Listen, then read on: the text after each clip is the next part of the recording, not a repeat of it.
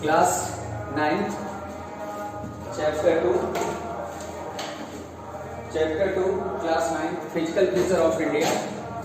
First chapter को हमने आपको पढ़ाया था, तो फर्स्ट चैप्टर में आपने देखा था, तो फर्स्ट चैप्टर का नाम था साइज एंड लोकेशन। उसमें बहुत सारी चीज़ें हम उस वीडियो में क्लियर कर दिए थे।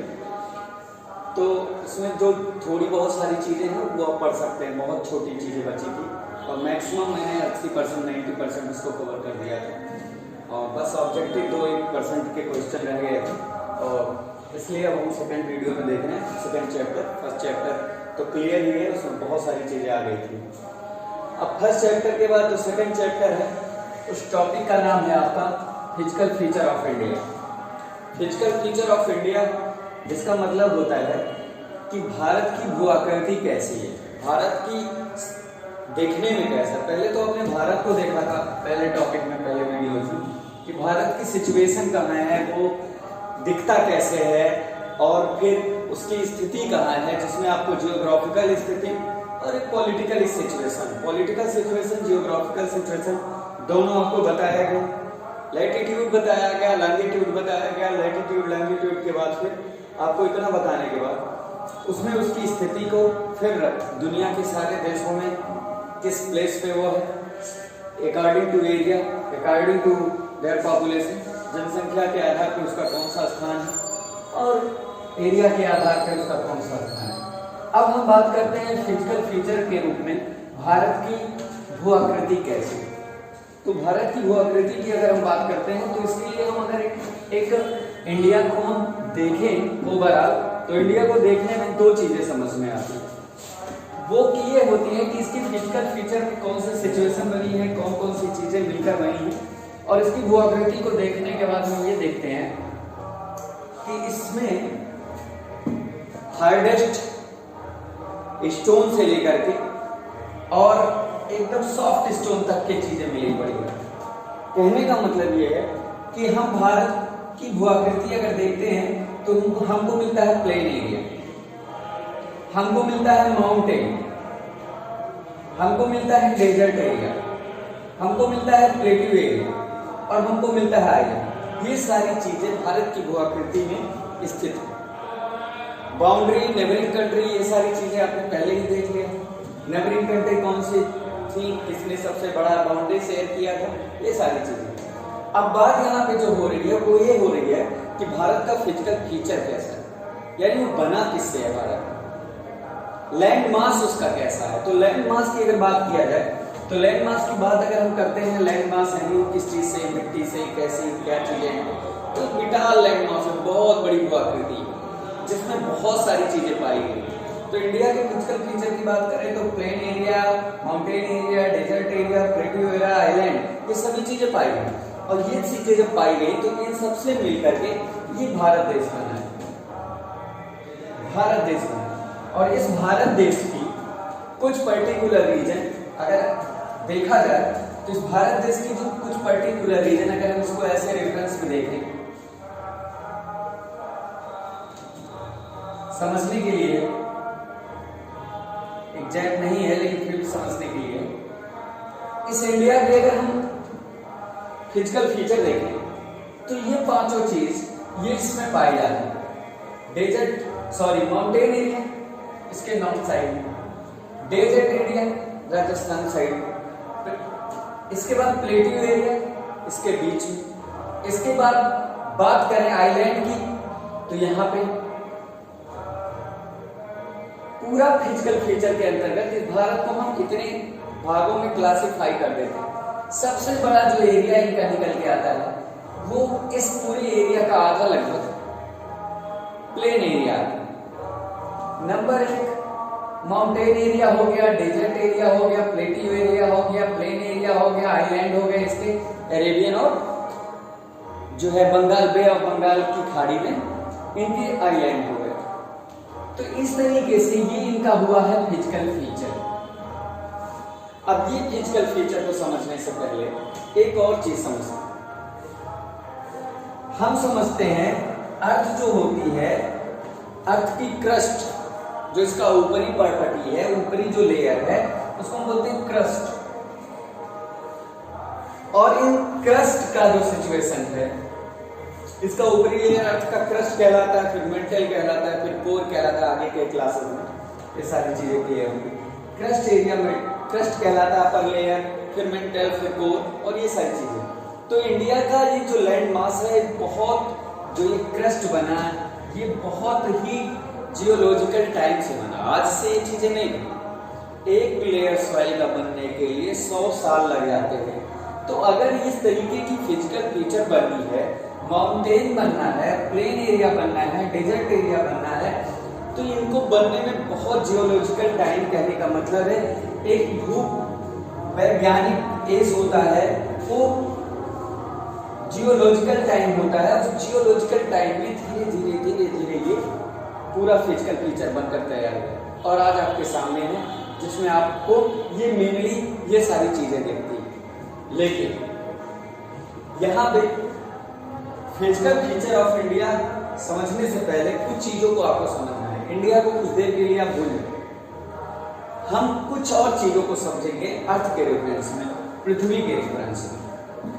अगर हम इस चीज को समझ गए तो यहाँ पे कोई दिक्कत नहीं होगी। टॉपिक है आपका ये physical feature of India, higher level का आपकी क्लास में है, इसलिए तो थोड़ा सा लो लेवल पे इन्होंने दिया है उसको कुछ कंटेंट्स। तो इस तरीके से 9th में ये चीजें हैं। तो लेकिन ये जो इसका लार्ज स्केल है वो बड़े लेवल में देता है, और बड़े लेवल पे इसको जब आप पढ़ते हो तो वहाँ पे एकदम सारी चीजें क्लियर हो जाती हैं। आपके लेवल पे इस चीज को मैं ऐसे समझा दूँ जनरली। सबसे पहले हम इंडिया को समझने से पहले मैंने आपको बताया था कि अर्थ पे 2-3 चीजें होती हैं, 2 चीजें होती हैं। लैंड मास के अंतर्गत आप देखते हो, मैंने पहले भी बताया था कि स्थल मंडल जिसे हम लिथोस्फेयर बोलते हैं, और एक होता है हाइड्रोस्फेयर, एक होता है एटमॉस्फेयर। एटमॉस्फेयर की बात करनी ही नहीं, लिथोस्फेयर की हम बात करते हैं। तो लिथोस्फेयर में जो बड़े बड़े इस अर्थ पे स्थल मंडल हैं, उनको 7 भागों में डिवाइड किया गया है, जिनको हमने कॉन्टिनेंट्स नाम दिया है। तो एक चीज आपको याद रखना होगा कि ये जो कॉन्टिनेंट्स हैं, जो बड़े बड़े 7 बड़े बड़े भूभाग हैं, सिर्फ 7 ही नहीं है, बहुत सारे, इसके छोटे पार्ट भी हैं और इसके बड़े पार्ट भी हैं। तो बड़े पार्ट को हम कॉन्टिनेंट नाम देते हैं, और छोटे छोटे जो पार्ट हैं उनको आइलैंड भी कह देते हैं, द्वीप। तो ये जो बड़े बड़े भूभाग हैं, ये इस अर्थ पे हैं कब? तो ये एक प्लेट पे, इसको समझने के लिए ये एक प्लेट पे, उनको बोलते हैं प्लेट, जिस पे ये बड़े बड़े भूभाग टिके हुए हैं। और ये प्लेट क्या होती है, ये प्लेट क्या करती है, ये प्लेट तैरती रहती है। मैंने बताया आपको पहले ही, अर्थ का जो एक क्रस्ट है, क्रस्ट का एक लेयर है, ये चीजें ऊपर का जो हिस्सा है लिथोस्फेयर का, अप्रोक्सीमेटली 200 किलोमीटर की गहराई में होती है। इसके नीचे फिर एक मेंटल लेयर होता है, फिर उसके नीचे एक कोर लेयर होता है, और ये जो लिथोस्फेयर का एरिया है, इसी लैंड मास पे सारी चीजें टिकी रहती है। और ये चीजें जो लिथोस्फेयर एरिया है, ये इसी पे आपका कॉन्टिनेंट्स और इसी पे आपका ओशनिक सिस्टम डिपेंडेंट है, रुका हुआ है। तो ये चीजें क्या करती हैं, ये चीजें जिसपे टिकी हुई है वो एक प्लेट जिसपे ये चीजें टिकी होती हैं। तो अर्थ पे हमेशा क्या होता है, मूवमेंट होता है इन प्लेटों का, जिसे साइंटिस्ट समझाते हैं। इस लैंड मास को समझाने के लिए उन्होंने साइंटिस्ट की एक थ्योरी दी है, वैज्ञानिकों ने एक थ्योरी दी है। उस थ्योरी को हम बोलते हैं, उन्हीं में से एक थ्योरी उन्होंने दिया है, थ्योरी ऑफ प्लेट टेक्टोनिक। अभी नई चीजें आ गई, प्लेट टेक्टोनिक। प्लेट क्या है? तो प्लेट वही चीजें हैं कि अर्थ पे जो ऊपरी क्रस्ट का भाग होता है, वो चीजें अर्थ का ऊपरी का जो क्रस्ट का भाग होता है, लिथोस्फेयर का भाग होता है, ओशनिक का भाग होता है, वो एक प्लेट पे टिकी हुई है। ऐसे 7 बड़े प्लेट हैं, प्लेटों की जो संख्या है, ऐसे 7 बड़े प्लेट, बिग प्लेट 7 हैं, लार्ज स्केल पे 7 बड़े प्लेट हैं। लेकिन ऐसा नहीं कि सिर्फ 7 ही, छोटे भी, बहुत सारे छोटे प्लेट भी हैं, और लेकिन 7 मेनली बड़े प्लेट हैं। और यही 7 बड़े प्लेट क्या करते हैं, एक दूसरे के पास मेंटल पे और उसके नीचे के एस्थोनोस्फीयर पे ये प्लेटें तैरती रहती है। तो जब तैरती हैं तो जाहिर सी बात है कि कोई चीज हो, अगर कोई प्लेट हो, दो प्लेट हो, एक दूसरे के पास आएगा तो इसको बोलते हैं मूवमेंट ऑफ प्लेट। जब प्लेटें तैरती हैं तो उसको बोलते हैं movement of plate.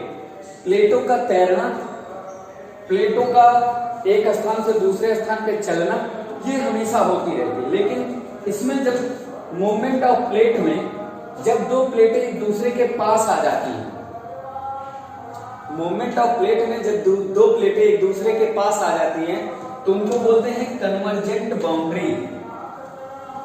Convergent boundary, Hindi में इसको बोलते हैं अभिसारी सीमा। जब दो प्लेटें एक दूसरे के पास आ जाती है, जैसे ये इंडियन प्लेट है, इंडियन प्लेट और यूरोपियन प्लेट, जस्ट इसके ऊपर यूरोप है, तो यहां इस वेस्ट साइड में, नॉर्थ वेस्ट साइड में यूरोपियन प्लेट आ जाता है और ये एशियन प्लेट हो जाएगा। तो ये यूरोपियन प्लेट और ये इतना एशिया में आ जाएगा तो एशियन प्लेट। जब ये प्लेट एक दूसरे के पास आती हैं तो जब ये टकराती हैं तो उसको बोलते हैं कन्वर्जेंट बाउंड्री। Convergent boundary. प्लेटों के मूवमेंट को हम तीन टाइप में देखते हैं।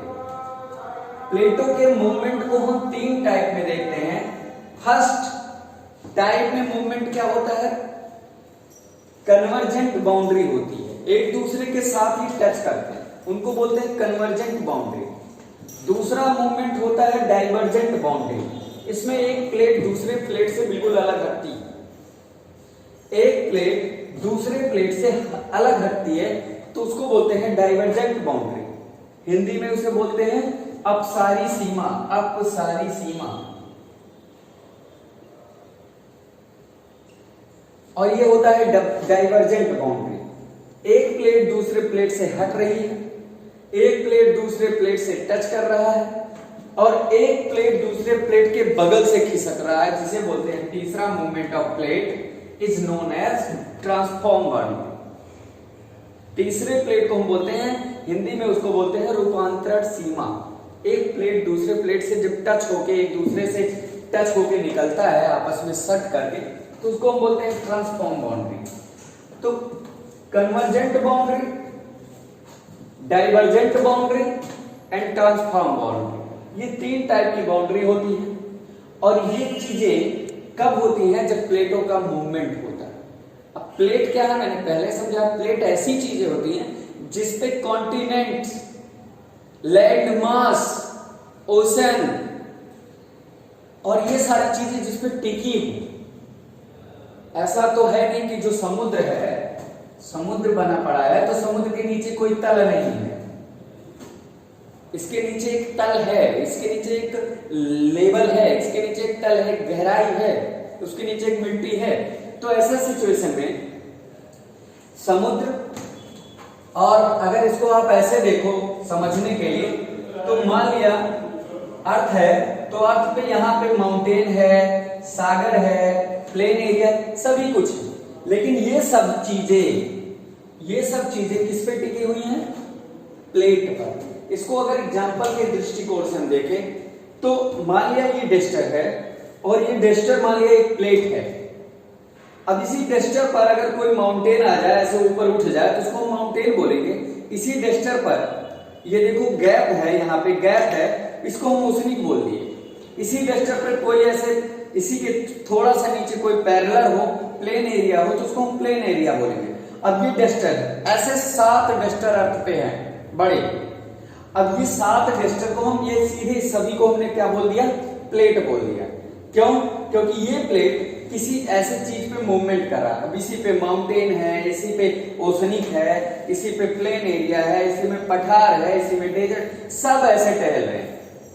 आपको फील इसलिए नहीं होता क्योंकि इसी के साथ आप हैं, तो आपको ये चीजें पता नहीं चलती। आप भी इस पे फील करोगे तो आपको ये फील नहीं होगा। लेकिन ये अगर आप इसके साथ जाएंगे तो ये जा रहा है, तो आप तो यहीं पे हैं, आपको इतना फील नहीं होगा। ये नीचे से मूवमेंट करता है। इसके मूवमेंट करने की जो रेट होती है, इसके जो मूवमेंट करने की गति होती है, वो बहुत स्लो होती है, बहुत तेज नहीं होता कि पूरी तरीके से ऐसे जाए। इतना स्लो सेंटीमीटर के हिसाब से मूवमेंट करता है, पर ईयर सेंटीमीटर के हिसाब से ये मूवमेंट करता है। तो जब ये प्लेटें दूसरे प्लेट के पास आती हैं तो उनको हम बोलते हैं कन्वर्जेंट बाउंड्री। एंड देन जब ये प्लेटें दूसरे प्लेट से दूर हटती हैं तो उनको बोलते हैं डाइवर्जेंट बाउंड्री। जब ये प्लेटें एक दूसरे के पास आती हैं तो उनको बोलते हैं ट्रांसफॉर्म बाउंड्री। तो इस तरीके से ये जो प्लेटों का मूवमेंट है उसको बोलते हैं प्लेट टेक्टोनिक। इनमें जो हलचल होता है, मूवमेंट होता है। तो जाहिर सी बात है प्लेटों के इस मूवमेंट में कुछ ऐसी चीजें होनी है जो इसके एक साथ टच होने पे होंगी। पहला कारण, जब प्लेट एक दूसरे के टच में होंगे तो उनको बोलेंगे कन्वर्जेंट, जब एक दूसरे से दूर होंगे डाइवर्जेंट, जब एक दूसरे के बगल से खिसकेंगे तो उसको बोलेंगे ट्रांसफॉर्मिंग बाउंड्री। लेकिन जब एक दूसरे के टच में आएंगे तो कुछ घटनाएं होनी है। उन घटनाओं में मेनली ये सारी चीजें होती हैं। होल्डिंग होता है, प्लेटों के मूवमेंट से, आपस में एक दूसरे के पास आने से, एक दूसरे के दूर जाने से भी कुछ घटनाएं होती हैं, एक दूसरे के बगल से भी कुछ घटनाएं होती हैं। होल्डिंग होता है प्लेटों के आपस में मूवमेंट से, फाल्टिंग होता है एंड वोल्केनिक एक्टिविटी भी होता है। तो होल्डिंग, फाल्टिंग, वोल्केनिक एक्टिविटी, ये तीनों चीजें तब होती हैं जब प्लेटों का मूवमेंट होता है। आपको याद होगा अप्रैल के महीने में, और कौन सा सन चल रहा था, 2016-17 ऐसे कुछ चल रहा था, नेपाल अर्थक्वेक आने का सबसे मेन कारण यह था प्लेटों का मूवमेंट। क्योंकि आपको ये मैं बता रहा हूं कि एशिया और इंडियन प्लेट, यहां पर ये एशियन प्लेट, यूरेशिया यूरोप का प्लेट और ये इंडियन प्लेट जब एक दूसरे के पास आए तो ये इसके लिए जो अर्थक्वेक के लिए सबसे ज्यादा पॉसिबिलिटी बनेगी, जब दो प्लेटें टकराएंगी तो ऑटोमेटिकली दो चीजें जब टकराएंगी तो मूवमेंट होगा, हलचल होगा, कंपन होगा। तो यहाँ पे चूंकि नेपाल का ये जो एशियन प्लेट है, इंडियन प्लेट है, जब आपस में एक दूसरे से टकराएं तो यहाँ पे एक मूवमेंट हो। और जो अर्थक्वेक नेपाल में आया था उसका सबसे मेन कारण है प्लेटों का एक दूसरे से टकराना, यूरोप के प्लेट का और एशियन प्लेट का। यूरोप और एशिया जो दोनों प्लेट आपस में टकराई तो उसकी वजह से यहाँ पे मूवमेंट हुआ नेपाल में और एक बहुत बड़ा अर्थक्वेक आया। तो अर्थक्वेक आने का सबसे मेन कारण है प्लेटों का एक दूसरे से टकराना। और इसमें दो प्लेटों के मूवमेंट से बहुत घटनाएं होती, बड़ी बड़ी इवेंट्स होती हैं। पहला इवेंट हुआ फोल्डिंग। फोल्डिंग का मतलब क्या होता है? मुड़ना। अगर एक प्लेट दूसरे प्लेट से टकरा रही है तो इसमें दो चीजें संभव है।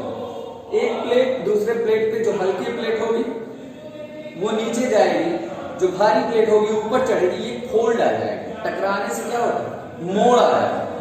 और यही रीजन है कि ये इंडिया है, इतना इंडिया के जस्ट ऊपर जो हिमालयन रीजन है उसको हम बोलते हैं फोल्ड माउंटेन।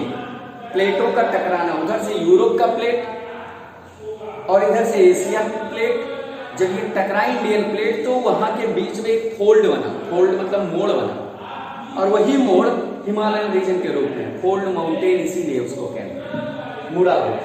तो प्लेटों के मूवमेंट से फोल्डिंग होती है। फोल्डिंग मतलब मोड़। प्लेटों के दूर हटने से फाल्टिंग होती है, दरार पड़ता है। दो प्लेट एक दूसरे से दूर पड़ेंगे तो बीच में खाई नहीं, और एक दूसरे से दूर हटने से फाल्टिंग होता है तो उसको बोलते हैं भ्रंश, फाल्ट, बहुत बड़ी खाई। और ये मिलता है जॉर्डन, बहुत बड़ी भ्रंश खाई है, दुनिया की सबसे बड़ी भ्रंश घाटी जिसे बोलते हैं, फाल्टिंग रिज, जॉर्डन सबसे बड़ी, खूब बड़ी सी लंबी रेंज है, और वहां से एक रेंज बन पड़ी है जो खाई के रूप में, उसको बोलते हैं भ्रंश घाटी। वहां से अफ्रीकन प्लेट एशियन प्लेट के बीच के डाइवर्जेंट हुए, और जिसके बीच में वो खाई बनी उसको बोलते हैं हम डाइवर्जेंट बाउंड्री या अपसारी सीमा, और यहाँ पे फाल्टिंग होती है। वोल्केनिक इरप्शन क्या होगा? जब एक प्लेट दूसरे प्लेट से बगल से सड़कते हैं। तो आपको पहले पता है कि नहीं पता है? अगर नहीं पता तो मैं बता दूं कि अर्थ का जो स्ट्रक्चर है, यहाँ तो हम लोग फिजिकल फीचर इंडिया का पढ़ रहे हैं, लेकिन जो अर्थ का स्ट्रक्चर है इसको 3 लेयर में जब हम डिवाइड करते हैं तो ऑटोमेटिकली आपको ये क्लियर होना चाहिए कि जैसे ही ऊपर से नीचे हम आते हैं इसके टेम्परेचर में इंक्रीज होती है, यानी अर्थ के जब हम नीचे आते हैं, अर्थ से नीचे आते हैं तो टेम्परेचर इंक्रीज होती है। टेम्परेचर क्या होता है?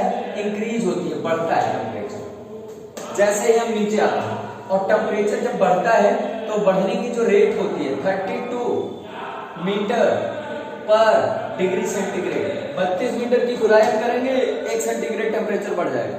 तो ऐसे सिचुएशन में जब इसके कोर तक आते हैं तो यहाँ पे टेम्परेचर इतना ज्यादा होता है कि कोई भी चीजें अच्छे फॉर्म में नहीं होती, पूरी लिक्विड फॉर्म में आ जाती है, लगभग मेंटल में। कोर में तो जाके बीच में कोर में ठोस होता है, लेकिन यहाँ पे बहुत सारी चीजें एकदम गलन अवस्था में होती है इसके अपन लेयर में, क्रस्ट के नीचे और कोर के ऊपर सारा इतना ज्यादा हाई टेम्परेचर होता है। और हाई टेम्परेचर होता है इसी वजह से यहाँ पे सारी चीजें गलन अवस्था में पाई जाती हैं। उसी में एक चीज पाया जाता है जिसको हम बोलते हैं मैग्मा। ये मैग्मा जब इरप्शन से बाहर आता है तो उसको बोला जाता है लावा। यही लावा वोल्केनिक इरप्शन होता है, ज्वालामुखी। मैग्मा जब तक अंदर होता है तब तक होता है, लेकिन जैसे ही वो बाहर आता है वो लावा कहलाता है। तो मैग्मा लावा बन करके कब निकलता है? मेनली उसके निकलने का कारण तब होता है जब वोल्केनिक एक्टिविटी होती है। वोल्केनिक एक्टिविटी में भी तीसरे मूवमेंट ऑफ प्लेटों का साथ होता है। मूवमेंट ऑफ प्लेटों में ट्रांसफॉर्मिंग बाउंड्री जब होती है, एक दूसरे के बगल से खिसकते हैं तो कुछ प्लेटों का विनाश होता है। बगल से सट के निकलेंगे और टच करके निकलेंगे तो एक प्लेट का क्या होता है? क्षरण होता है। क्षरण को हम बोलते हैं कि एक प्लेट घिसकर नीचे गिर गया और एक प्लेट आगे बढ़ गई, तो उसके ट्रांसफॉर्मिंग बाउंड्री में ये चीजें तो हुईंगी, लेकिन वोल्केनिक इरप्शन भी प्लेटों के मूवमेंट से होता है। अगर जगह मिली तो वहां का सॉफ्ट क्रस्ट है तो वहां से वो चीजें मैग्मा लावा बनकर बाहर निकलती है। और जब मैग्मा लावा बन के बाहर निकलती है उसको हम बोलते हैं वोल्केनिक इरप्शन। तो ऐसी सिचुएशन में फिजिकल फीचर ऑफ इंडिया के रूप में हमने थ्योरी ऑफ प्लेट टेक्टोनिक पढ़ी। थ्योरी ऑफ प्लेट टेक्टोनिक में आपने कन्वर्जेंट बाउंड्री पढ़ा, दो प्लेटों को एक दूसरे के आसपास में सटने को। दूसरा आपने पढ़ा ट्रांसफॉर्मिंग बाउंड्री, दूसरा डाइवर्जेंट बाउंड्री, तीसरा ट्रांसफॉर्मिंग बाउंड्री। ये चीजें आपने पढ़ा। एक और चीजें हैं, फिर फिजिकल फीचर कैसा है? फिजिकल फीचर इंडिया में प्लेन है, माउंटेन है, डेजर्ट है, प्लेट है, आइलैंड है। प्लेटिव का मतलब यहाँ पे ये प्लेट से ना होकर के प्लेटिव का मतलब यहाँ पे इसको हम पठार बोलते हैं। पठार और माउंटेन जिसे पर्वत बोलते हैं। पर्वत और पठार में अंतर है, दोनों की हाइट ऊंची होती है, इसमें कोनिक होते हैं, इसमें टेबल होता है। तो इस तरीके से आपने ये सारी चीजें आपने समझा। और इस फिजिकल फीचर के अंतर्गत दो चीजें हैं, प्लेन और माउंटेन, डेजर्ट, प्लेटिव, आइलैंड, ये तो हैं, लेकिन इसमें हार्ड मार्बल से लेकर के जिससे मेकिंग हम ताजमहल फिजिकल फीचर के रूप में दिखता है, और सॉफ्ट स्टोन में टैल्कम पाउडर, सोप, ये सब बनाने वाली भी चीजें इस जगह पे उपलब्ध है। इस तरीके से आपने थ्योरी ऑफ प्लेट टेक्टोनिक को देखा, जिसमें थ्योरी ऑफ प्लेट टेक्टोनिक में प्लेटों का मूवमेंट होने का मुख्य कारण क्या है, क्यों होता है, उससे होने वाले घटनाएं क्या है, तो अर्थक्वेक है, वोल्केनिक इरप्शन है, और ट्रांसफॉर्मिंग बाउंड्री से क्या होता है, प्लेटों का विनाश होता है, डाइवर्जेंट बाउंड्री से क्या होता है, फाल्ट होता है, और कन्वर्जेंट बाउंड्री से क्या होता है, फोल्ड होता है, फोल्डिंग माउंटेन। तो इसी के साथ इसका एक पार्ट चैप्टर 2 लंबा है, इसका एक पार्ट आपका फर्स्ट पार्ट कंप्लीट होता है। आगे हम नेक्स्ट पार्ट के लिए अगला वीडियो बनाएंगे।